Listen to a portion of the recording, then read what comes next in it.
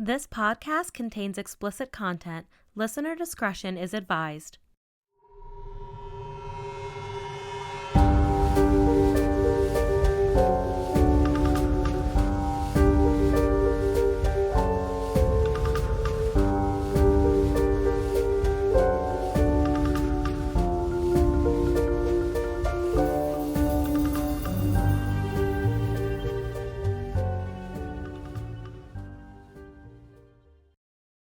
Welcome to the Creepy Cannabis Podcast, where we chat all things creepy, cannabis, true crime, paranormal, and weird. I'm Madeline. And I'm Rachel. And I completely lost all train of thought and immediately panicked. As always happens. I'm very tired after the 7 hours we just spent putting together a balloon arch. And it's beautiful, though. I want you guys to know that on Amazon right now, they're $15. In labor, you will work $300 worth of labor. The trauma is not worth it in the end, but it's going to look great. Now you know, and you're welcome. That's all I have. The important things in life. What are we talking about today? I completely forgot. Well, the strain today is called Sunset Shortcake. Not strawberry shortcake, which offends me. Just sunset shortcake, whatever that means.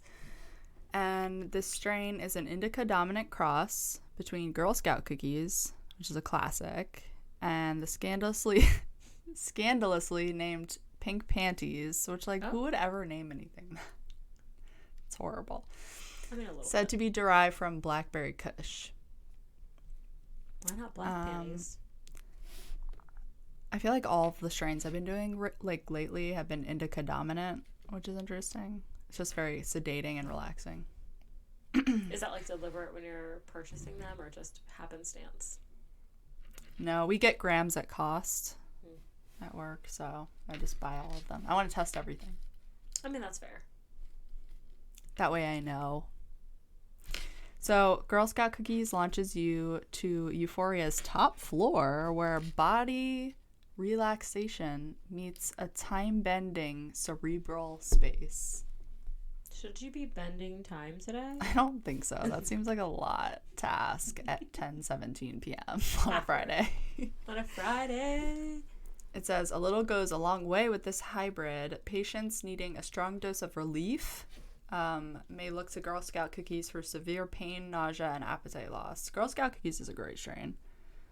I mean, after the day that has occurred, it is a mandatory at this point. Yeah, and then Pink Panties is a cross of Burmese Kush and a Florida Kush back cross, which anything good coming out of Florida is a miracle. What did Florida ever do to you? We're sorry, Florida. We don't discriminate. Florida man. Everyone knows. I don't know. I'm not. Is that a weed? Is that? What do you mean? It's weed? the Florida man. It's every crazy fucking news story that you've ever heard is a Florida man, and then the following sentence. I was like, is this another strain of weed? Why am I expected to understand this? No, you asked if anything good came out of Florida, and I was telling you no. Oh, I thought you were talking about pertaining specifically to. It was not relating to cannabis in that short period. Okay. The zombie Florida man. Got it. Sorry, Florida. R.I.P. R.I.P. to Florida. Consumers can find value in Pink Panties' potent but functional sedation, which may help abate symptoms of anxiety, depression, and PTSD. That makes sense. That shit. And then blends with a strawberry shortcake. So those two strains blend with a strawberry shortcake to cultivate Sunset Shortcake. Okay, so that's where they get it from. Which offers the best of both worlds, an energizing sativa high grounded in a full-body indica relaxation. Full disclosure, which sounds really nice. Honestly feel a ton of difference from not necessarily from strain to strain, but from indica dominant versus what's the other option? Sativa. Do you really feel all these differences that they're marketed for, or is it just kind of Mm-hmm. Okay. Sativa is for daytime. But like, okay, so I you can feel the use difference between sativa those and go two. about my like normal life. But like 4 different indica strains, like, can you really tell the difference between them? Not particularly. That's a Not hard particularly. head shaking. That's why no. people are usually asking like, what's the highest testing flower, because they want like highest percentage of THC. Mm-hmm. And that's like usually what they're looking for. So this one is actually like 18.6% THC. The Triangle Royale was 29. Is that the one? Yeah. From that episode? Danvers, where I think, yeah. you had like an out of body experience. Yes, that's the one. And then, so that's Triangle Royale. And then today I got garlic cookies, That sounds which disgusting. I was telling you by the way. about. Yeah, but it's 36%. You'll die. I'll die. I can't wait to try it. R.I.P. to I'll save it Florida for an and episode. Maddie. No, First if you time. smoke that during an episode, it'll have to be one where it's one of my stories. Yes, next Maybe week. my next story. And that's all for the strain of the day. So, energizing yet relaxing. I'm energized because we're talking about possibly my favorite thing in the world. Aliens. Yes. Aliens are your favorite thing in the world. Well, I know they're real. At me. I know I'm correct. It's a fact. Oh. She came in hot. That was loud. Side note before you tell me about this. Mm-hmm. My favorite line in any movie of all the millions of movies I feel like I've seen in my life is from the movie Paul with Seth Rogen and Simon Pegg, where Seth Rogen plays an alien, and I don't It's know. so good. I don't remember the story, but it's like something like Simon You Pegg remember. and his friend like find this alien and they're trying to help it. She's like, I don't really remember, but like, here's the whole plot in detail. But the best part is when he like has his finger out and he's like, "Oh no, are you gonna probe our buttholes?" And he's like, "What do you guys think we're fucking doing? Harvesting farts?" That's the best line I've ever It's so heard. good, because like, why? Yeah, Yes, what is our are they? infatuation? I feel like this stems from a bunch Humans of just love guys who butt don't want to stuff. admit that they fucking like their prostate tickled. Yeah, So they let's be invented, honest. that aliens probed them so they could Yeah. safely tell people they liked it. The fragile male ego is an interesting thing. I get something about that movie. Okay, It's a great movie. Everyone should watch it. it's called Paul. Paul. Just Paul, yeah. Get it? Get it. Okay, I'm pretty sure it's on Netflix. probably it right should now. be because it's what you deserve It in is. 2020 is to just. I mean, Seth Rogen is just gonna knock it out of the park every time. Can I just let you know that Seth Rogen could get it any day of the week? Any day. Any day. He could even laugh at me with that fucking I'm like, laugh. I don't even care. And I'd be like, it's fine. You can still hit it. He's amazing. I love him. He like makes ashtrays out of like clay. He like, I follow him on Instagram. And fucking he's just molds always them with his making bare ashtrays, hands. and I'm like, I want one. I literally can't. Like, he is so funny. I love him. I love him so much. Seth Rogen, if you're out there. The interview was truly one of the best works of art that has ever graced. I could not. Honestly, when North Korea started threatening the United States because of it, I was like, dead. I was That like, is you know funny what, as though? fuck. They've probably seen this fucking movie and they're pissed. But that movie was so. You could take all of the political shit out Chip of that Skylark. movie. And it's so. He said Eminem is gay on our show. He was like, I feel like I've been sprinkling little breadcrumbs of gayness. Honestly, it's a work of art. It's truly a work of art. I don't Oh, it's a know how masterpiece. anyone can't love it. It's- Same with Pineapple Express. Pineapple Express, not even as much. Like, it's fine, It's amazing. but to me, the interview But is yeah, just the like, interview is a work. you could be in any work of type of art. mood, like the worst, shittiest, saltiest mood, and you put 5 so seconds good. of that movie on, them singing Katy Perry in the fucking, Oh, in the tank. in the tank. So good. It's just, if you just appreciate it for what it is, which is a joke, It's a satire. it is so funny. But I mean, we're partial because we love Seth Rogen. I mean, yeah. Okay. Anyway, But we're gonna Area talk about real 51. aliens. Yes. The real important things. So, Area 51, technically refers to a map location and is the popular name for a United States Air Force base at Groom Lake, which is a dry lake bed in the Nevada desert, 85 miles north of Las Vegas. So pretty close. And it's a highly classified United States Air Force facility located within the Nevada Test and Training Range. So a lot of details. A lot of experimental things. A lot of United States military shit that's always a little questionable. Because they're all hiding aliens. I mean, this is correct. just what we know about. They admitted that this year, but whatever. We'll get to it. A remote detachment administered by Edwards Air Force Base. The facility is officially called Homey Airport or Groom Lake, and it's named after the salt flat situated next to its airfield. Details of the facility's operations are not publicly known. Shocker. But the USAF, United States Air Force, says that it's an open training range. Okay, let me just say this, though. Mm-hmm. I do think it's good that as people we don't know everything, because I do think there's certain information that people not just everyone could should know. not handle. They should have tiers, though. Like, you should test into tiers of, like, no. So basically a class system.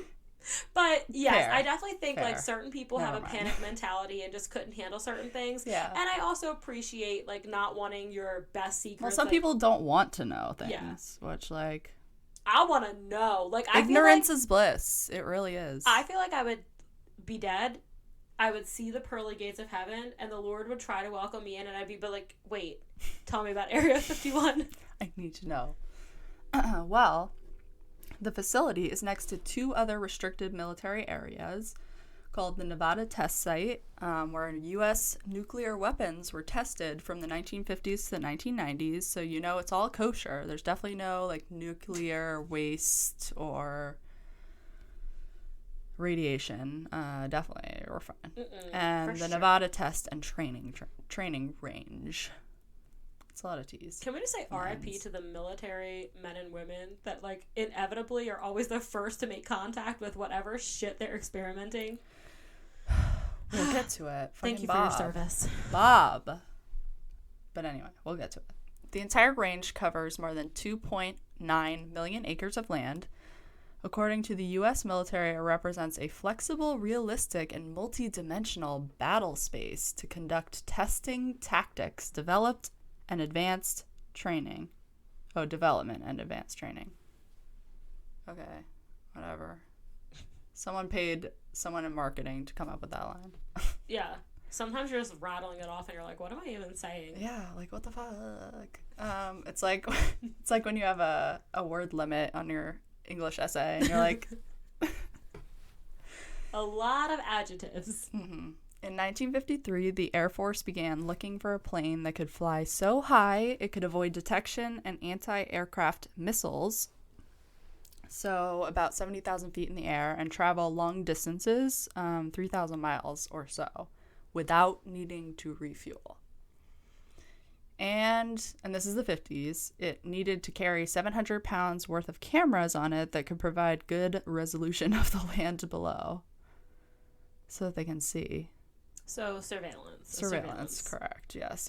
So Eisenhower directed a covert program through the CIA known as Project Aquatone to build such an aircraft. The defense contractor Lockheed Martin designed and built one, the U-2, in just 8 months. Flight tests began at Area 51 on August 1st, 1955, and the program had a budget of around $22 million, which in today's money would be $207 million. Casual. And such funds and presidential backing allowed engineers and others to work out many of the initial kinks. For this one aircraft. Yeah. So although it opened in 1955, its existence was only officially acknowledged by the CIA in August 2013. Wait, of Area 51? Yeah. The U.S. government did not acknowledge its existence until 2013. I really, truly think I live under a dead rock. There's so much sometimes you'll tell me and I'm like, what? Isn't that insane? Because I'm like, everybody knew about it, so I Yeah, just listen to this. thought. 4 months after the CIA's disclosure, President Obama became the first U.S. president to mention Area 51 publicly. Ever. Well, that's not surprising. He's living his best life. I mean, he was like, Area 51, y'all. Like, you need to know. I feel like he just got into the White House and he was like, I'm fucking some state secrets up. I'm gonna tell the people about the aliens. Actually, he was elected in 2008. So it took him a while. So it was a while into his presidency before he was like, all right, I'll tell you. Maybe it was a while before he knew. He knew. Let's be clear. They all know. Trump knows. No, there He is no way. knows. There is no way They the told world him. would allow Trump to know about the aliens. They'd be like, this motherfucker will go right on He'd be Twitter. like, build a wall in outer space. We're gonna build a barrier. I can't. In the atmosphere. Okay. All right. Wait. I'm just picturing him trying to create like a gas cloud that surrounds the earth so the fucking aliens can't get it. With hairspray, the hairspray. He's gonna be like, we're gonna charge them a fee when they fucking enter. I think I might have huffed some of your stuff today. R.I.P. That's not a COVID cough. That's excitement. Mine is always a cannabis cough. As of now. It's a very entrenched part of alien lore, Area 51. The desert base, which is entirely off limits to civilians, has long been the center of a conspiracy among alien fans and UFOologists, who are people who hunt for UFOs. I feel like conspiracy always starts with a little bit of truth. True. Somewhere amid Area 51's vast desert acreage, it is believed there is a heavily guarded underground lab where the government keeps and studies captured alien aircraft and possibly even aliens themselves. The belief that Area 51's military base is a cover for alien research has been fully mythologized. Mythology? Say it to me. All right, so that's what it says here in my notes, but it doesn't sound correct. Mythologized? Mythologized. Mm-mm. We know It's things. part of mythology. It is, in fact, part of mythology. That has been weaponized by the conspiracy theorist. Okay, anyway. In the conversation surrounding the potential for alien life in the stars, no name has been as controversial as Bob Lazar. Robert.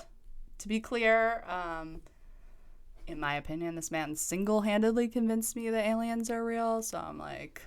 But when I was doing the research, I mean, the internet throws mad shade. At, like, aliens? At Bob. Well, because people are haters. No, because... And I'll get to it. Many institutions tried to wipe him off the map because of the information that he came forward with. And so they try and claim that he has no credentials, as if he never went to the 2 universities, prestigious, MIT being one of them, and working at... I'll get to it. Okay. But anyway. I'm prepared. So, like, all of the, even his Wikipedia is like, Bob Lazar claims... He, like, you know, all those adjectives where it, like, belittles everything. I just don't understand how an entire, like, world of people that believe in science can literally look at the amount of planets just in our solar system and really say to themselves out loud, no, we're the only ones. Like, first of all, that's a typical human conceited approach to life. I mean, yeah, but it's amazing because, like, a lot of the claims that he's made over the years, like, things that he's told about that existed in the facility that he worked in, all the shit has, like, come to light that these are real things. And people are still trying to discredit it. Yeah. I'll get to it. Okay. So ever since he released his claims back in 1989, the scientific community has been, like, pretty divided over what to think about him. Some of his claims are pretty outlandish, and they seem impossible. Yet, as the years have gone by, there has been pretty significant vindication for most of the things that people were like, no way. Or, like, you can't prove it. He was hired in the late 1980s to reverse engineer extraterrestrial technology at a site called S4, which was actually located like a few kilometers kilometers south of Area 51. So like what we know of now, people would like clump it together as Area 51, but S4 is technically like a separate base. I see. And that's where he worked. So on May 24th, 1989, a live interview with investigative reporter George Knapp on a Las Vegas like news station, Bob took the first steps toward becoming one of the most influential and controversial figures in all of UFO lore. Which it's like, so there was a documentary that was released in 2019 on Netflix called, it's somewhere in here in my notes. I think it's got his name in it. Like, I think it does. Bob Lazar. Bob Lazar, and it's probably Bob Lazar, like Area 51. I'll Google it really quick. it's it's Area 51. I don't know. But it was about him, and if you watch it, it's just like that documentary single-handedly convinced me that this man was like telling the truth. Because there's no reason he would lie about it. It's ruined his life. Like, why would you lie about something that like brings... I'll get to it. It was, by the way, it was Bob Lazar, Area 51, and Flying Saucers. Yes, that sounds correct. So in this initial interview, like on this Las Vegas news station, he asked to be like blacked out so that they couldn't see his face. And he was concealing his identity and using the pseudonym Dennis. And he said that deep within an unconfirmed section of Area 51 called S4, he'd once worked on recovered extraterrestrial spacecraft for the U.S. government. Months later, no longer concealing his identity, Lazar claimed the U.S. government was now waging an all-out covert war against him, which they were. They were like, well, he's getting out the secrets. They were like, get him. Yes. He says the government is likely behind an incident where someone shot out one of his tires and erased all his educational records from Caltech and MIT. So both universities claim he never went there. That's crazy. Yet, he worked as a physicist at Los Alamos Menson Physics Facility, which now claims to never have a record of him ever working there. Like, he, as an adult, worked as a physicist at this fucking physics facility, which is actually now known as the Los Alamos Neutron Science Center.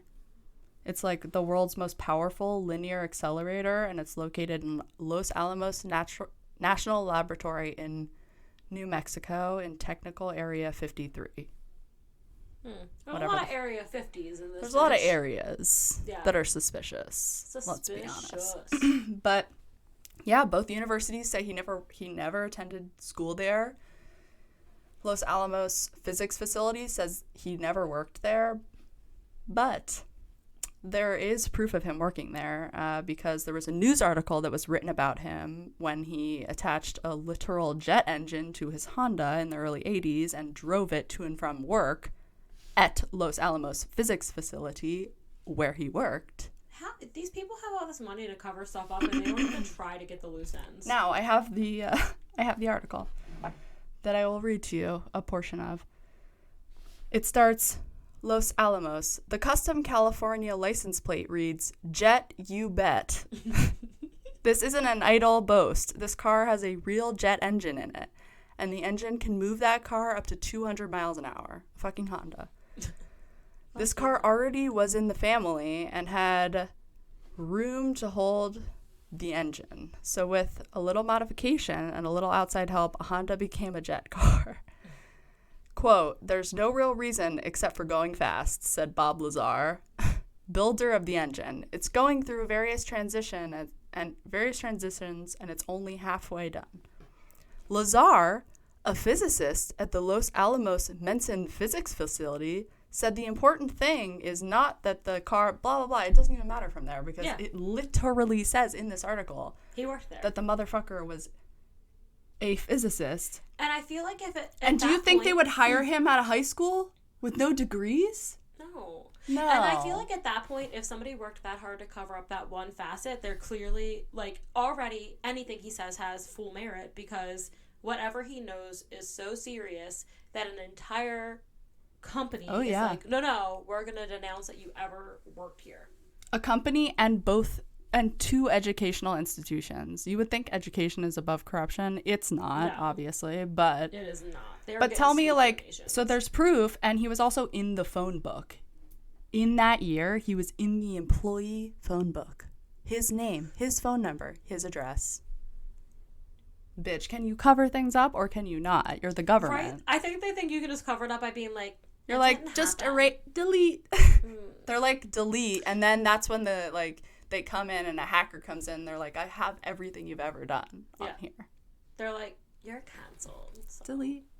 So anyway, like, no one would hire this man straight out of high school.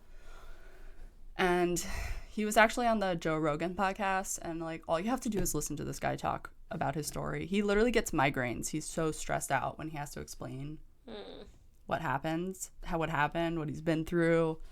He hates being, like, the center of attention, and anytime he gets any proceeds from, like, any of his documentaries, he donates it to science programs. I wouldn't be donating to those shady bitches. Like local high school science programs and shit. Oh, okay. I thought you were talking about, like, some more of these corporate fuckers. Oh, no. And I was like, what? Fuck no. the establishment. They're just gonna lie. No. About your donations. But, like, he definitely had a degree from Caltech and MIT, and they tried to wipe this poor man off the map to discredit him, which, if you look at his Wikipedia, that's exactly what they did. It's literally like he alleges that he went to MIT and Caltech. That's horrible. He literally has his diplomas. Like, can you imagine just working He your has the ass diploma. off, and because you just felt like you wanted to share the truth with, like, the nation? I mean, it's not even shocking.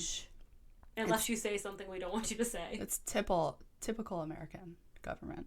Like, you can say what you want right until you say something we don't want, and then we're just literally going to wipe away your... I mean, I didn't go to college, so I have nothing to lose, so fuck you. Good luck. So one of his biggest claims was the method by which these alien ships worked and the use of an undiscovered element, not on the human periodic table at the time, known as element 115. So essentially he claimed that these spaceships used 3 anti-gravity cylinders underneath the ship that could swivel 180 or 360 degree patterns, depending on the direction. And, like, the ships, instead of flying straight, fly belly up because of the way that the gravity cylinders work and the way that they... It's hard to describe, but basically the way that it works is it goes belly up, and then it can control gravity, which is something that doesn't exist in our current life. Like, humans, as we are now, we cannot recreate element 115 in a stable version. So it's always unstable. Its half-life is too short, and it basically disappears before it's usable or can be, like, tested and shit. So at the top of the ship, he says there's, like, a reactor that's flanked by 3 gravity emitters. And when the spaceship is powered on, the anti-gravity wave is formed via the reactor, amplified, and then emitted from the bottom of the ship. So the rotation of the cylinders on the bottom allows the ship to move in any direction that it wants at infinite speed, basically. Because it essentially, like, removes the gravity directly in front of the ship so that the ship sucks forward at an immense speed. It displaces the gravity to, like, kind of almost pull itself. Yes. So it's like it almost, like, creates a magnetic effect by displacing the gravity in front of it. Oh, also, he definitely sounds like he has no science understanding whatsoever. This man clearly knows what he's drawn pictures of the ship. You can see it if you, like, Google him.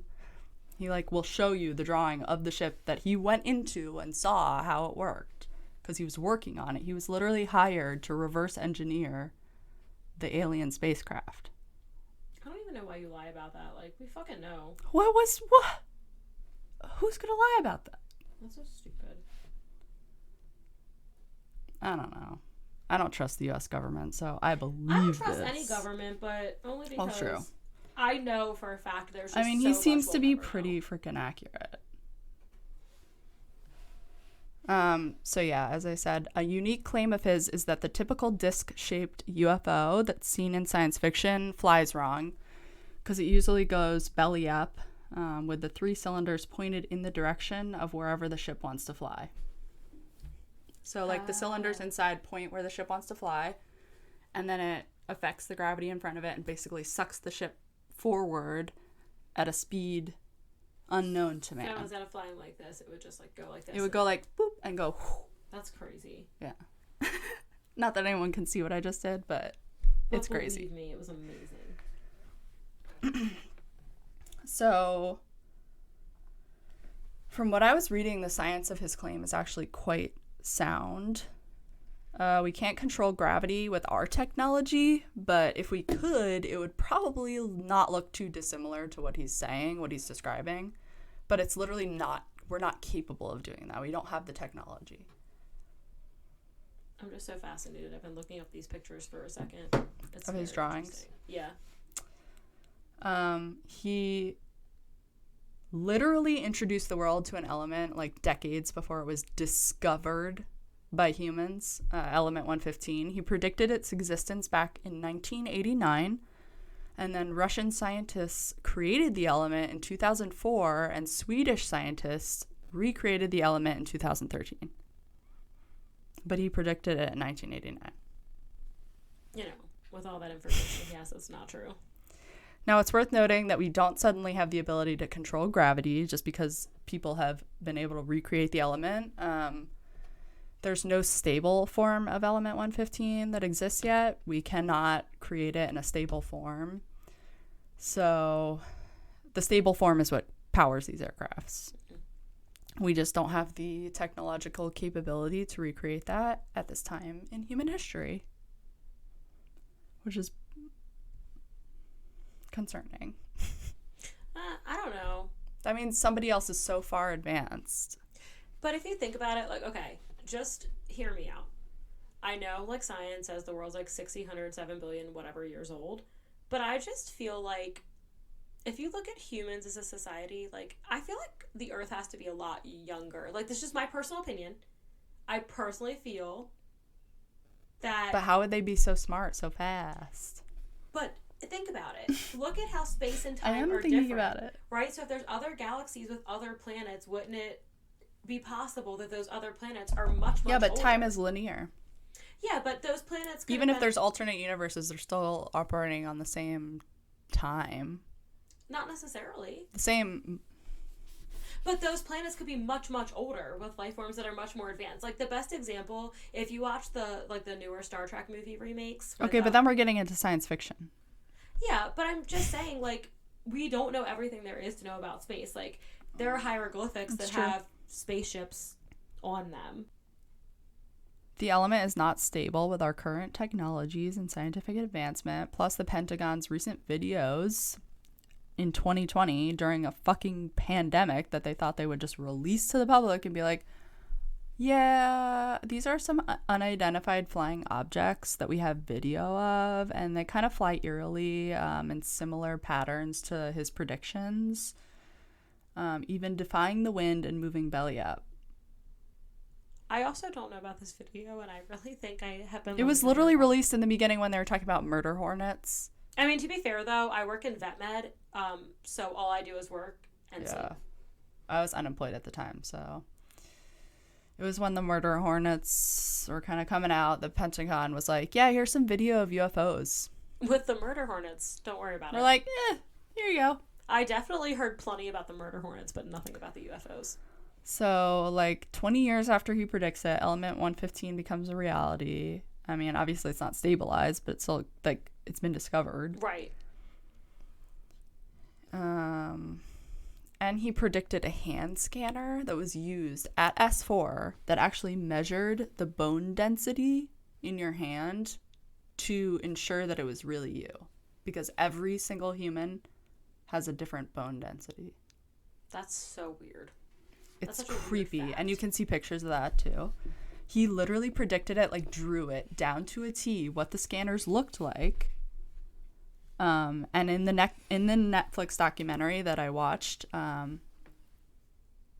it literally, the images of the scanners used to get inside the building match Lazar's description perfectly. And these are drawings that he did well in advance before the pictures came out to the public to, like, prove that he was correct. Right, because he's just telling the truth. So he actually, I'm pretty sure in the documentary, Jeremy Corbell, the filmmaker, showed him, like, the real pictures for the first time. And there's a quote from the movie that I remember, and it was like, Bob going, I never thought I would see one of these again. And he, like, stares down at the picture forever. And it is exactly what he drew. It's literally... I saw it. You have to look it up. It's, like, weird, like... lines. It's, like, metal pieces, and it fits under each hand, and it, like, measures your bone density. I don't even know how people... Like, I've heard 2 facts, and I'm like, okay, well, he's obviously telling the truth. So this is, like, another quote right after that. I tried to explain this to people so many times, and they never believed me. There it is. It was a biometric scanner that you used to get into S4, and it measured the length of the bones. Oh, the length of the bones in your hand.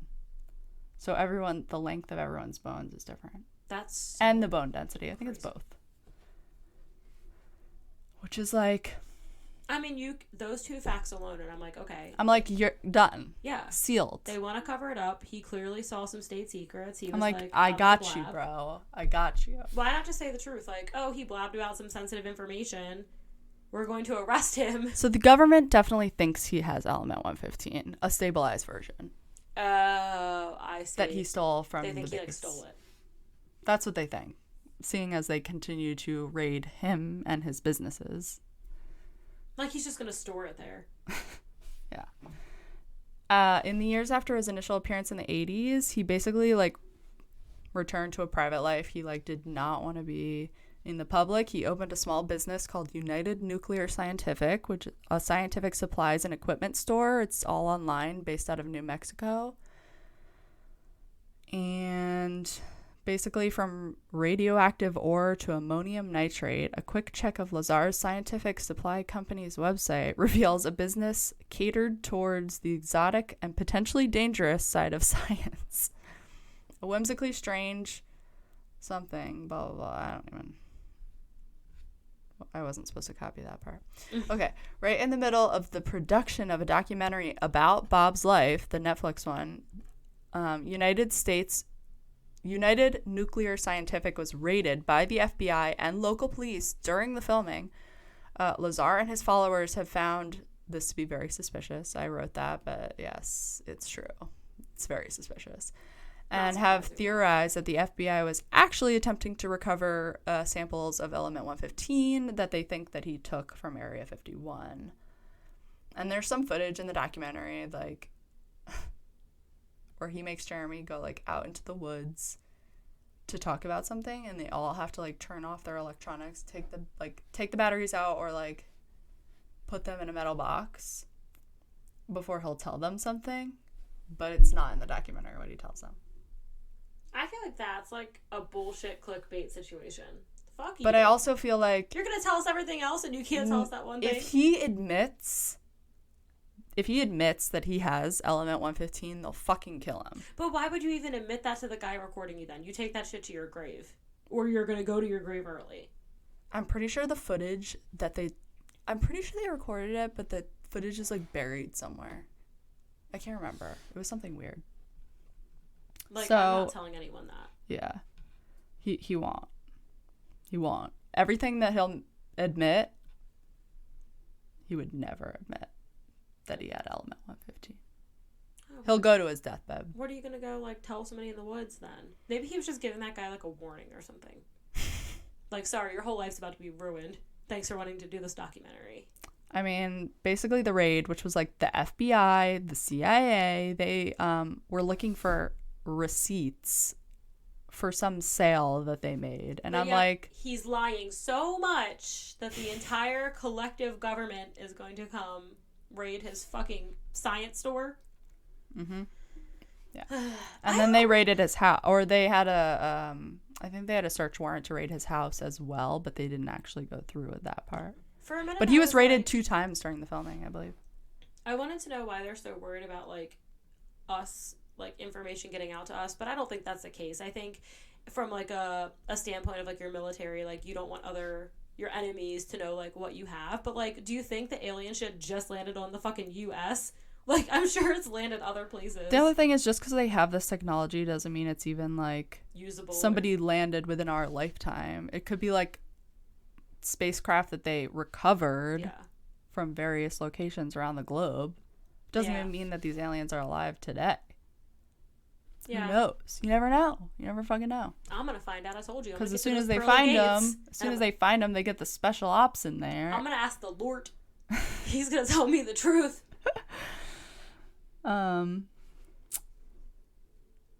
So in addition to having a search warrant for United Nuclear for records related to thallium sales, police also secured warrants to search his personal residence. And the filmmaker actually, like, informed Bob of this for the first time because they didn't actually do the search on his home. But he was like, yeah, I don't know if you knew, but they had a search warrant to also search your home. And he says that, like, in many of these interactions, law enforcement have questioned him specifically on Element 115. And they ask about a conversation that he had with Corbel that wasn't recorded. Well, it's none of your business, or else I would have recorded it. Yeah, but they're definitely, like, following him and, like, have someone with, like, the little mic that picks up sound from really far away or something. I don't know. How would they know that? How would they know what a conversation he has with someone in private? If you're trying to remove suspicion, you should probably just not engage with him at all. Like, if you're the government and you're like, oh, he's got secrets, I want people to think he's a Looney Tune, like, you're not helping by wiping his records and stalking him. Like, if you just ignored him, people would probably be like, oh, this guy's crazy, they're not even bothering with him. Wow. But the fact that you're trying so hard to, like... His credentials are sound. Yeah, but, you know, all that aside, if you're trying so hard to cover up... You sound so smart when you talk. Then there's something to cover up. Why would you be trying so hard? I know. It's like, can you be more obvious? Yes. Just like maybe... Could you try? Don't. Could you try? Could you make an effort? No. No. So when it comes to the rumors of Area 51's connection to aliens, the rumors had been swirling long before Lazar's interview, ever since the publication of the 1980 Roswell incident.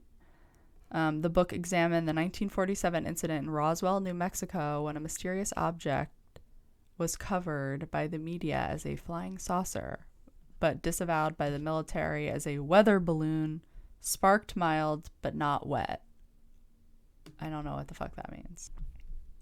So, in 1994, the government ultimately revealed the object to have been a nuclear surveillance balloon, whatever the fuck that is. And nuclear surveillance balloon? Nuclear surveillance balloon. Are you going to surveil an NSB? NSB. Like something that's going to nuke us? An NSB, if you will. Tapped into the 80s zeitgeist of occult paranoia by alleging a complex government UFO cover-up. And while they didn't explicitly mention Area 51, rumors of vast, labyrinthine underground military compounds in the desert began to take shape. Whatever. But I would say definitely, like, the renewed fascination with Area 51 over the last year. Like, that whole Storm Area 51 Facebook page. That was after this documentary was released. I'm 99% sure. Yeah, those people. After the documentary came out and after he was on Joe Rogan, because Joe Rogan gets like 10 million views easy. I mean, that's not a large portion percentage-wise, but it's a lot. 10 million views? Yeah. That's a lot. I think he gets even more than that. But he's like the #1 podcast, like, all the time. When Bernie was on, it was like 1 million views in the first 24 hours, and I was like, oh, Bernie. Aww, I love him. Angel. He's such a sweetie. I know. R.I.P. also. We can look back on a fonder time. I just want him to be my grandpa. Yes, he just gives off that vibe. Like I want he to just share cares. a hot cocoa with him. He just wants me to have health insurance. Fucking perfect little old man. And that's pretty much it. Like, Area 51 has really become like the basis for a lot of lore. But I don't know. I think there's some real truths behind the lore. I think it's a pretty cut and dry. They have alien paraphernalia from somewhere, sometime. Possession of paraphernalia is an offense. Mm-hmm. I'm a federal offense. And he knows, and he spilled the beans. I don't know that they're, like, rolling around in new stuff, like you said. So I didn't include it in my notes, but I remember from the documentary, he literally, while he was working, my notes, like, weren't even that detailed. Like, while he was working, first he worked at this physicist place, and then he was basically recruited to work at S4. So essentially he was, like, recruited, and they were like, yeah, you're just gonna, like, be a physicist and do some shit. And he was like, cool. And he basically, like, would fly in a plane from Las Vegas into the middle of goddamn nowhere at S4, and work for, like, 2 weeks on, 2 weeks off, and, like, just reverse engineer alien spacecraft. But they basically, like, introduced it slowly over time and, like, had him read all these documents about how it worked, but only provided him with enough information for him to do his exact job. Nothing more, nothing less. So did he ever disclose how he found out, you know, what he was doing? If they were, like, just disclosing, like... Well, yeah. Basically, like, after a while, eventually they were like, okay, so... here's the spaceship you're going to be working on. And then figure it out. Mm-hmm. And he was literally, his whole goal and his job was to figure out how the spaceship flew, how it worked, and make it so that the U.S. government can use that technology to defeat its enemies. I mean, I can see that. Like, if I had a cool toy, I'd be like... Like, that was their goal. They were like, we need this. Yeah. And he was like... to win. You're not getting it. I am, however, going to tell... Well, they just can't synthesize element 115. And that's what they need. Yeah. So, at one point, he describes, like, walking through part of the facility, and he looked into this, like, wing, like, an air... like, you know, like, where... Like, you know, in like, superhero movies where there's, like, an airplane wing in the side of a mountain. It's just, like... Oh, yeah. Like, a big-ass room with, like, a lot of planes in it. I think it's called a hangar. Like a hangar. Yeah. Yes. He was looking into this hangar, and he said there were probably about 9 different spacecraft. He said they were shaped differently. Each one, like, was a little unique. That's kind of weird to me. But he went into one of them, and the seat was made for a human child size. And he was like, well, that's fucking weird. Why would the U.S. government be creating aircraft that has seating for the size of a human child inside? Yeah. To drive it. Did he ever say, like, but he never said anything about seeing physical aliens, just the spacecraft? Now, I watched a documentary last year. I believe, at a very minimum, he saw renderings or photographs. Sorry, I need to comfortable position. Fix my seating. He at least had seen photographs because he described what they look like, which is like a typical. It's like Paul. I just also like. I don't feel like aliens. Like in my mind, I feel like it's just other people on other planets. I mean, they could look just like us. Yeah, but be better. I just feel like it's. I guess I shouldn't say. I feel like it's just extraterrestrial. That we're the only like human life forms in the entire fucking galaxy. That would be so weird. It would be so weird. Wouldn't that be weird? And you can tell me it's science fiction all day long. Like I was gonna say earlier in the new Star Trek movie, like one of them, like the second one I think with Chris Pine, it was a really cool scene because they had to go. Like, they would travel throughout space and different planets and whatever, do things. And they had to go to this planet that was really, really young. And they had to stop this volcano from, like, killing the planet. But in no way were they, like, allowed to interact with the life forms because they were a super, super, super young planet. Mm-hmm. And they still, like, worshipped, like, nature or whatever. They didn't, like, know anything about technology. Mm-hmm. And they fuck up. Spoiler alert. And then the people, like, stop worshipping the god they're worshipping and start worshipping their ship. And I was like, that's...